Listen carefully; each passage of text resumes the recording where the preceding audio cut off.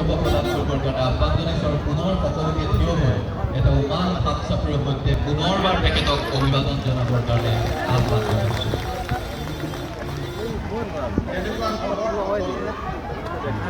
কিমান মাহত একদম 22 তাৰিখে যেতিয়া ৰাম মন্দিৰৰ অযোধ্যাত হৈ আছিল, কোনে কোনে টিভিত চালে? কিমানে চালে? হাত ডাঙৰ চবেই চালে।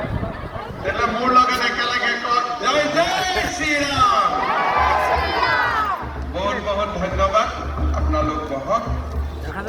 আজিৰ সভাত আমাৰ মাজত উপস্থিত অসম চৰকাৰৰ শিক্ষামন্ত্ৰী ৰনোজ পেগু ডাঙৰীয়া, আমাৰ মাজত উপস্থিত অসম চৰকাৰৰ ৰাজহ মন্ত্ৰী যোগেন মহান ডাঙৰীয়া, যোৰহাট লোকসভা সমষ্টিৰ সাংসদ তপন গগৈ ডাঙৰীয়া, ৰাজ্যসভাৰ সাংসদ কামাখ্যা প্ৰসাদ দাসা ডাঙৰীয়া, হাওৰা সমষ্টিৰ বিধায়ক শ্ৰীকান্ত বৰগোহাঁই ডাঙৰীয়া, সোণাৰী সমষ্টিৰ বিধায়ক ধৰ্মেশ্বৰ কোঁৱৰ ডাঙৰীয়া, নাহৰকটীয়া সমষ্টিৰ বিধায়ক তৰংগ